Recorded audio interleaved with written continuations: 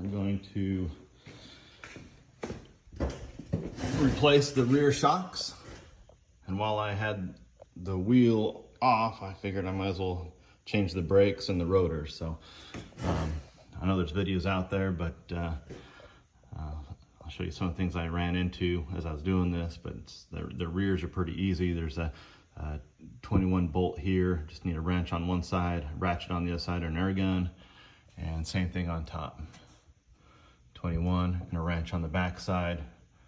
Take that off, it comes off pretty easy. Getting the new one in after you charged it a few times, meaning you push it down a few times, let it relax, it is pretty stiff, so you'll have to get in there, and if you just get a big screwdriver on the back side, pry this up a little bit, you can slide that, or sorry, put the screwdriver on this side, you can slide the bolt in much easier coming in this way to replace that rear shock.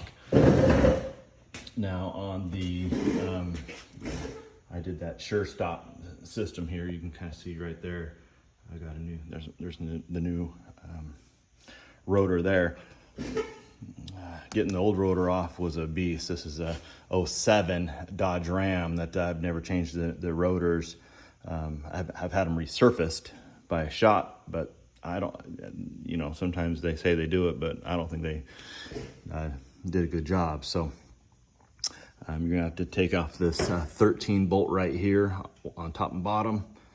That'll release the brakes. You can pull this off, get some simple wire like this, and you can tie it straight from here to here, so it's not hanging by this cord right here, because you don't want that gunking up on you. You might be able to swing it up and just put it on that rear axle, and that might be fine too, but then you might bump it. So I just tied up with some wire.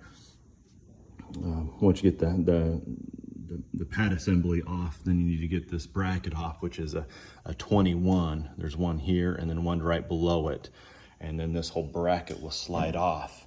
Now that's the easy part. The hard part was getting this hub off. You know, I saw some videos. Oh, you just pound right here, pound right here, pound right here, pound right here. Now I did that for a long time, hitting it pretty hard. Luckily, I have the ability to do whatever I want to this old rotor because I am replacing it with the new SureStop one. So I had to beat it quite a bit on this back side and rotate it, beat it, rotate it, and beat it. Luckily, that came off. I didn't really want to do that just in case I wanted to do something with this old rotor, but it's that was the only way I could figure out how to get it off. There is some tricks here. When you take off that 21 millimeter, you can get a bolt in there with a nut on it, and then just kind of tighten it up and kind of put some pressure on it, release it, rotate it, pressure, release it. And I saw some videos online that worked out pretty good on that too. If you're trying to save this router, of course, there's a rotor pulley that you can get on there. There's a 2 or a 3 prong one that you can just kind of get it on here, and it attaches right here, and you can just pull it. But most people aren't doing this very often, so it's hard to justify that cost to get that rotor pulley. But just wanted to give you a kind of quick setup on how to do this. Make sure that you're off the ground so you can get some pressure off, especially on the front on those shocks. So there we go.